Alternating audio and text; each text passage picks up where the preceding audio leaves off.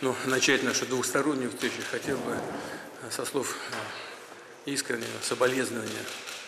اظهار تسلیت ولادیمیر پوتین و امامعلی رحمان در رابطه با مرگ نورس 11 ساله تاجیک بعد یک هفته قتل قابل جان علیف و ظاهرا زیر فشار واکنش وسیع جامعه تاجیکستان و دیگر کشورهای منطقه.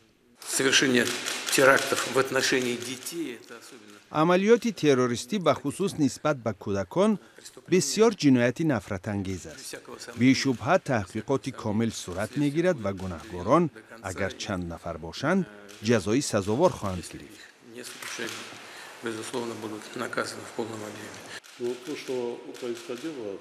اگرچه در گذشته از این قبیل جنایت‌ها نسبت به تاجیکان در روسیه بارها رخ دادند، اما امامعلی رحمان گفت این حادثه غیر منتظره بود.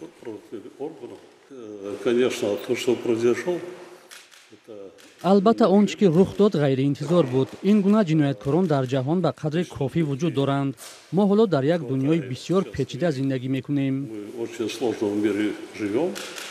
ملاقات روز 22 دکبر در شهر سنت پتربورگ و بعد از 6 روز قتل و سکوت رهبران روسیه صورت گرفت. ملاقاتی که این جنایت در مکتب در ناحیه اودینساوای ولایت مسکو با آن سایه افکند. قتل در زمینه بیگانه ستیزی خشم جامعه تاجیکستان و منطقه را برانگیخت.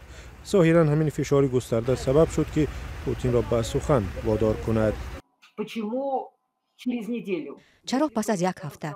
اگر صحبت با رحمان همان روز صورت می گرفت او همان روز عین گپ را می گفت. اگر 2 سال بعد با رحمان گپ می زد 2 سال بعد می گفت. تا زمانی که به او سوال ندهند پاسخ نمی گوید. اعتراف هم نمی کند.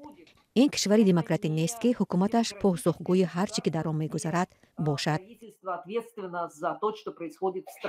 6 روز پیش از ملاقات نورس 15 ساله روس در روزی روشن به مکتب وارد شد. پاسبان آن و طفل تاجیک را کارد زد. پاسبان زخمی، طفل کشته شد. حمله‌ور اول از کودکان لرزان می‌پرسید که ملتشان چیست.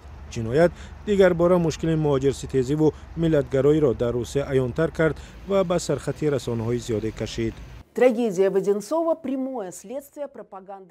فوجیه در ادینسوو پیامد روشن تشویق زوروری و تحمل ناپذیری ملی و دینی است که سال اخیر مطبوعات روسیه دامن میزند و این تو به شووینیسم و بیگانه ستیزی آشکارا رسیده است.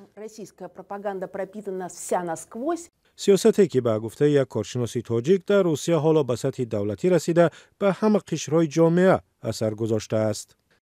سبب اصلی آنچه که اتفاق افتاد افزایش بیگانه‌ستیزی و نفرت به مهاجران در جامعه معاصر روسیه است. اگرچه در گذشته در روسیه بیگانه‌ستیزی در جامعه نسبتاً پنهان بود و در رسانه‌های علاهیده و سازمان‌ها تشویق می‌شد، ولی حالا به یک بخش سیاست دولتی تبدیل یافته است.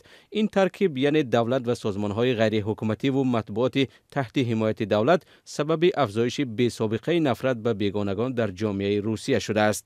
هزاران نفر از کشورهای گوناگون در شبکه‌های اجتماعی به مادر قابل جان، دادر او و مردم تاجیکستان اظهار همدردی کردند. ماتم وسیع پوتین و رحمان را هم به سخن آورد.